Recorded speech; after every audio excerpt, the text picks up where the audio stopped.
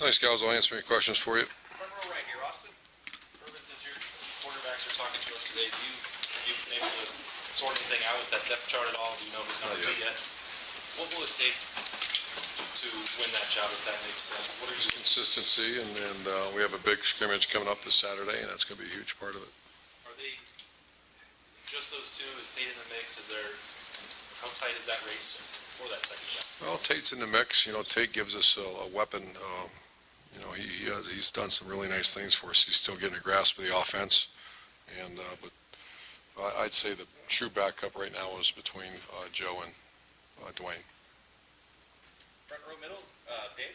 Urban, who has emerged at right guard, or is it still too early to tell? Too early to tell. No, it's not too early to tell. But you still have Malcolm. You have Bowen, where we're taking a look at right guard. He's been playing pretty good. You still have Demetrius Knox and Matt Burrell. So. Of those guys, is one of those guys taking more first-team reps than some others? Yeah, but I'm not going to get into that now. But yeah, they have, and we're starting to get it solidified. I'll probably give you something this weekend. See how it goes. Front row left, Bill. Urban, you've said in the past how it's the Ohio State offense, no matter who the coordinator is, and that Kevin is just here to help enhance things. But I don't know if he's had many quarterbacks who run the way that JT can, maybe like Zach Kustok all the way back in the day. How does your philosophy with running the quarterback and his mesh It's been great. You know, he's like you said, the one thing that makes Kevin well, and really all coaches that are successful, when he had those two great running backs at IU, both of them are doing well in the NFL, Coleman and the other big guy, Howard, right? And he used them, and then when he had the drop back guy and the skill guys, he's very good at identifying personnel, and he's done very good. I'm very pleased with where we're at offensively right now. So you don't think just with whatever touch he's able to put on it, it won't affect the way you guys have always used the quarterback run in your offense? Well, we'd rather not use him as much. That's not an indication things are going well. You know, sometimes you need to do it, but that's also a get out of jail free card when things aren't going as well. So right now the receivers are playing at a fairly high level. You know, at times, you know, when we use them too much, that's when things aren't clicking at other spots. Front row right here, Bill. Urban, you put a couple guys on scholarship this past weekend. Could you talk about that decision, what they potentially could bring to this team?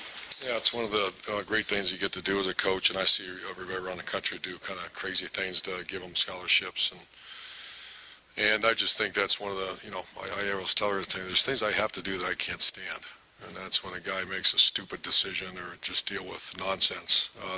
This is my favorite decision, when you see deserving people, and the NCAA allows us to do it. And we put Elijah Goins as starts on special teams, and so does Zach. And it was great, and our players loved it. And as far as the quarterbacks go, are you comfortable with their progress? Yeah, they're playing. That unit's playing very strong right now. Front row far left, Mitch. Urban, you got 7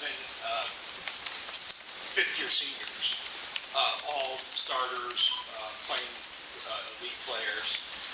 Is that an unusual situation for you, and how does it benefit the team having that kind of leadership? Yeah, you can't put a price tag on that, and I saw that developing throughout the off season and in the spring practice, and it's unusual. I don't know if we've ever had that. You'd have to go back some years, because we just don't, you know, usually don't redshirt guys with the intent that they'll be here in 5 years nowadays. And sometimes the guys are here because they don't play. These guys are, like you said, we have 7. Yeah, and I don't know off the top of my head, I can't remember who they are, but the ones I'm thinking of, they're our best players. So it's very unusual. Second row left, Ari. Urban, do you have an update on Mike Hill's status in terms of how long you anticipate being? No. Okay, also, you guys have recruited every position very well, obviously.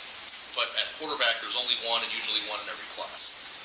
How do you guys continue to get quarterbacks committed when there are 3 or 4 other 4 or 5-star prospects on the roster already? How do you guys keep doing it? Because at a certain point, you would think that you would have to pay the price for having too many good ones, especially because only one's playing. What is the sales pitch when you get into a situation when you've got 3 or 4 young guys already on the roster when you're still recruiting a quarterback? See what I'm getting at?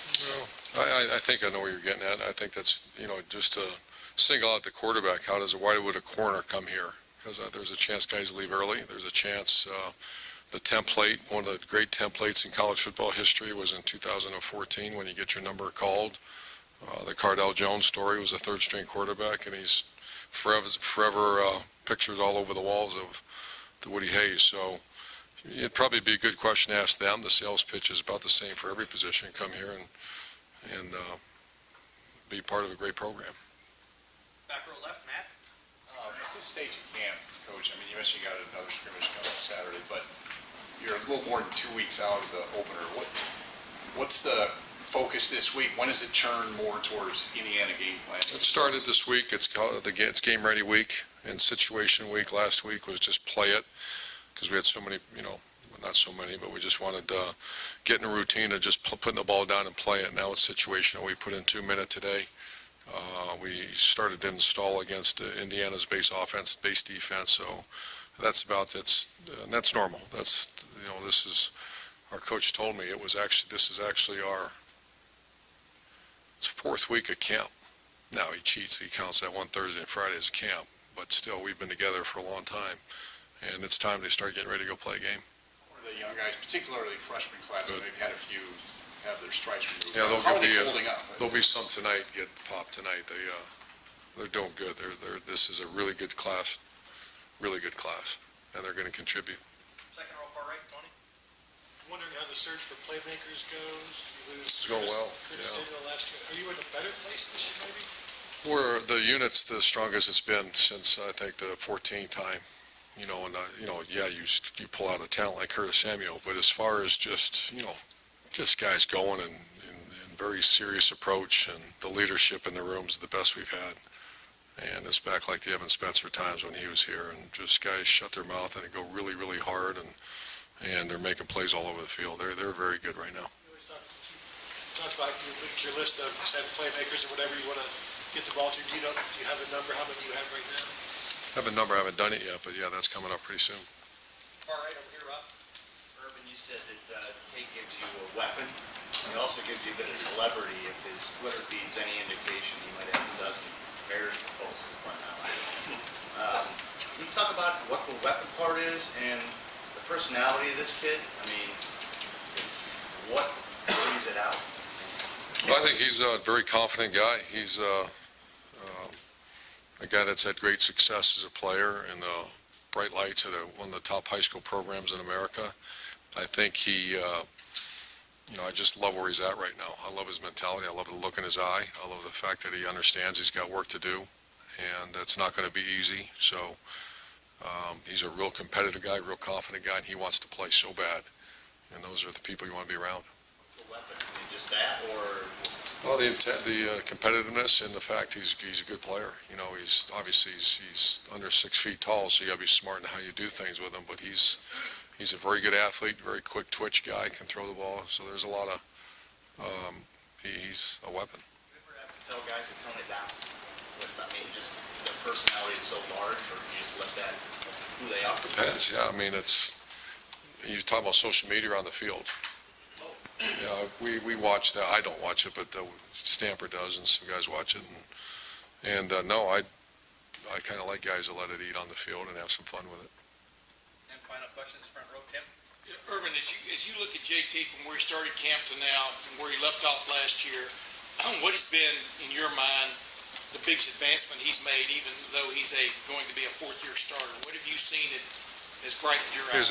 His accuracy and just his energy level right now is incredible. And he's feeding on he's providing that energy for everybody. He's always done that, but it's I can tell that he's got complete ownership and everything going on in that offense. His relationship with Ryan Day is incredible, and his the skill set the thing he's most improved at right now is accuracy.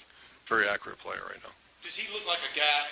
It appeared last year that he and the receivers weren't necessarily in sync, or wherever you want to. Is his rise part and parcel with a more experienced receiver core?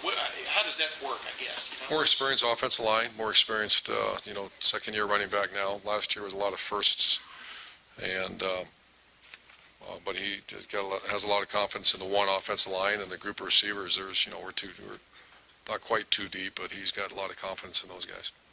Coach, thank you very much. Thanks, guys.